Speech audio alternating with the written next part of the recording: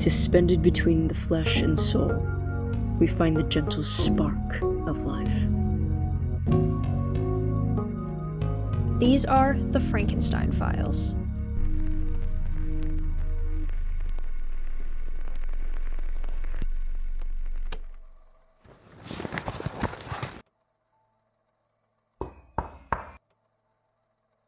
Knock, knock. Anyone alive in there? Sorry. Come in. I'm just zoned out, I guess. Wow. What? Nothing, I don't know, it just feels empty. It's weird seeing your room so... Devoid of life? I was going to say clean, but sure, that too. Haha, very funny.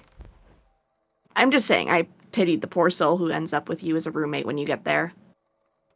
Come on, it wasn't that bad. I'm not messy, I'm just... disorganized. Yeah, okay, no. You can't wordplay your way out of this one, nerd.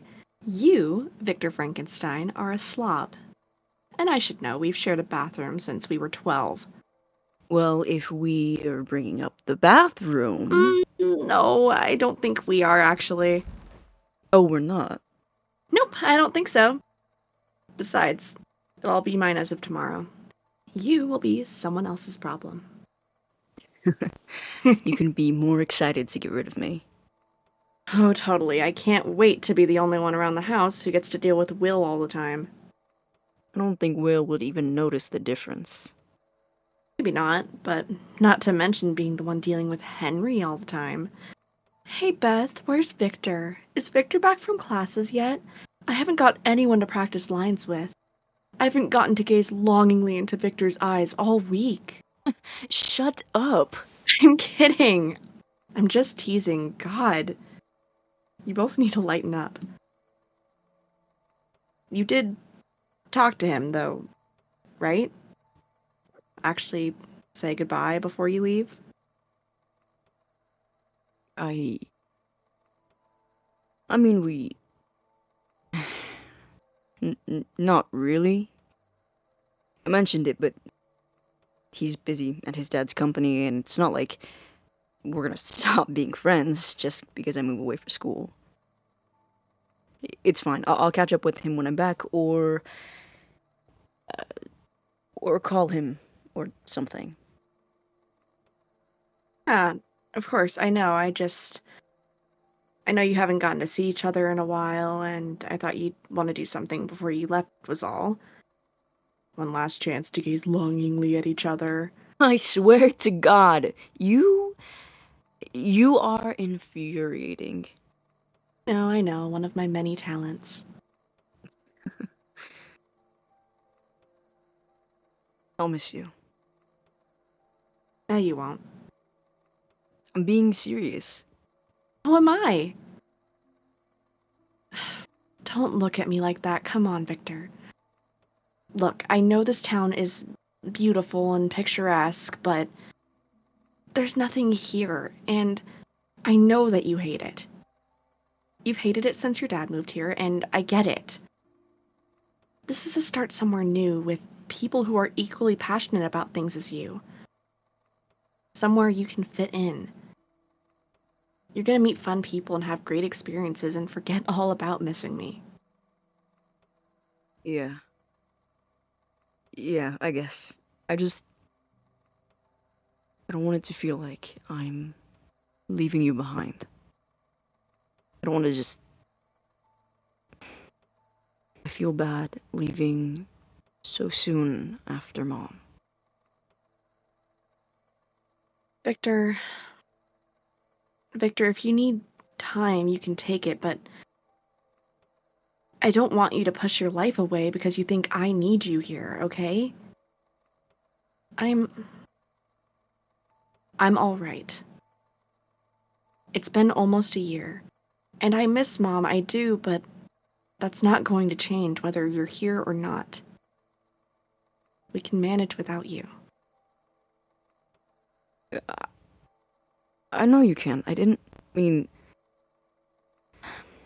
I know. Come here. You can always call whenever you want, okay? Unless I'm at work, that'll make it a little hard to pick up, but you know what I mean. I know Dad's overseas for work, but I'm not going anywhere. Yeah, of course. Thanks, Beth. I will, I promise. Call, I mean. Good. You'd better.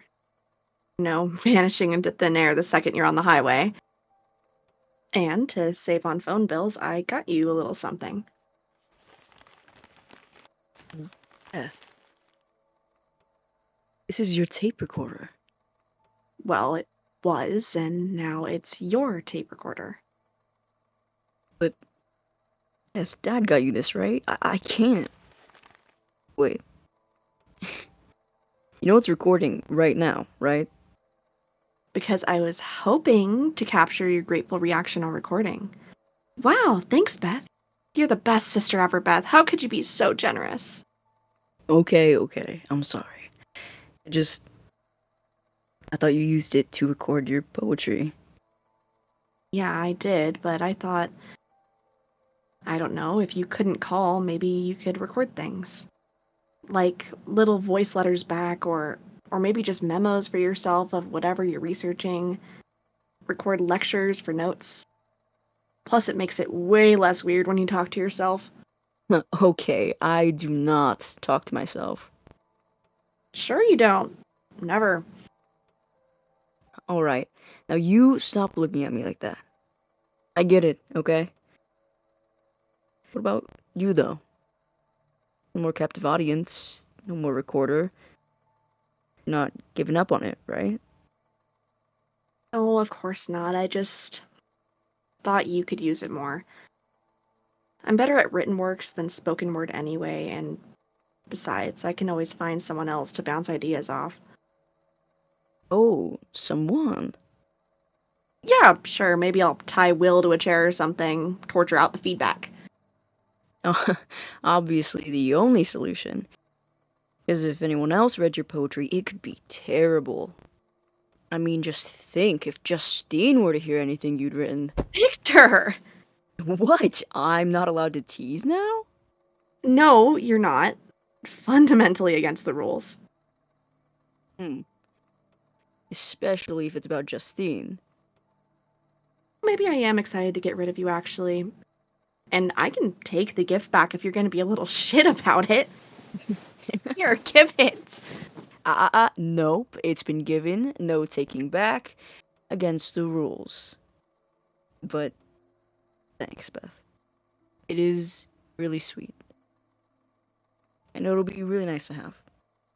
I'll try and send you something with it. I'm glad. I'm sorry I couldn't get much more, and I'm sorry Dad couldn't be here to say goodbye to himself. It's fine. We called earlier when the time zones lined up a little bit better. He's really proud of you. Yeah. Yeah, I know he is. We're all really proud of you. Thanks, Beth. Of course. Come on, I'll help you move some of the bags down to the car. It'll save us the trip in the morning. Probably smart. Can I stop your recording? I don't know. Have you had enough sentimentality? This gonna tide you over until you see me again? Oh, far too much sentimentality. It'll last until Thanksgiving, I'm sure. In that case, I'll allow it.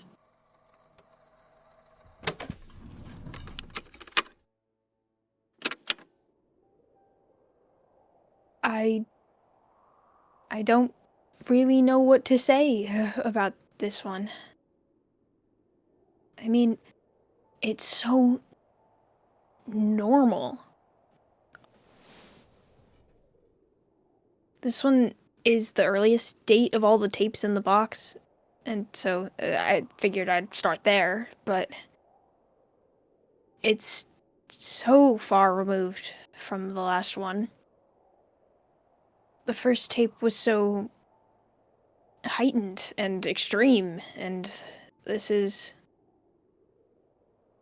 I almost don't feel like I should be listening, like I'm spying on someone's life. That was a private moment. I don't even know who these people are. I just know that it ends badly. Really badly. If that last tape is anything to go off of. And that Percy had some reason to keep the tapes safe. I feel like I can't stop listening. Something happened to these people, and this might be the only record of it. I can't just ignore that. But I don't feel prepared for this. I'm not, frankly. I'm just... Georgie would know what to do. This is exactly the kind of scandalous true crime shit they're great with. They'd have some smart opinions about it. Hell, Maggie would know how to deal with this. Maggie should be the one dealing with this. She's the one who wanted to take responsibility for the house and all of this. I'm just here. I wish I could talk to her about it. I started a list for the tapes. Names, dates, information I can gather. It's not coherent, really, and not too long, but it's something to keep track of things. And I kept digging around in the attic today, in case I could find anything else that might explain things. Nothing especially strange, really. I didn't get through all the boxes yet, mostly just because without the lights working, there isn't a great way to see anything up there, but nothing noteworthy. Or nothing else. Except that what wasn't there was strange.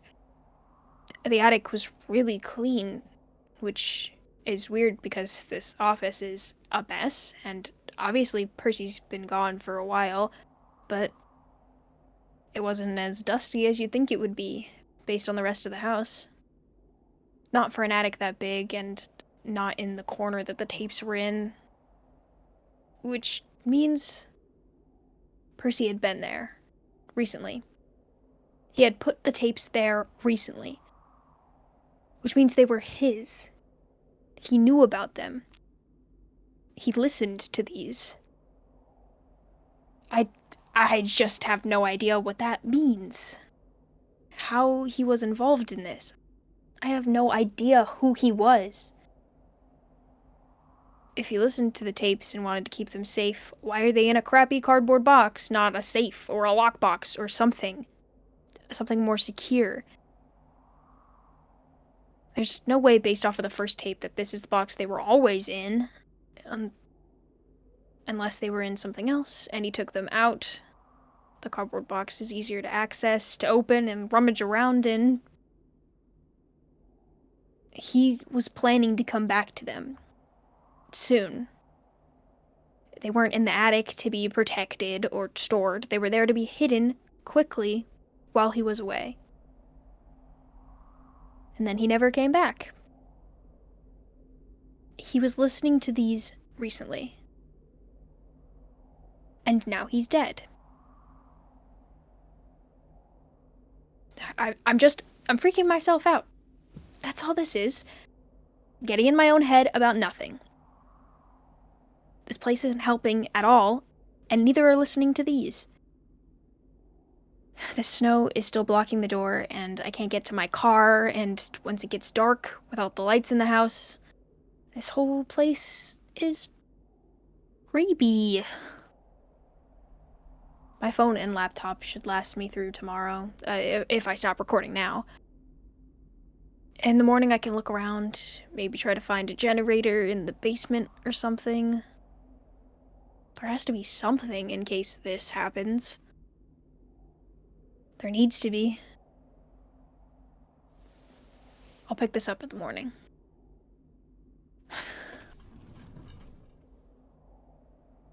What was he doing with these?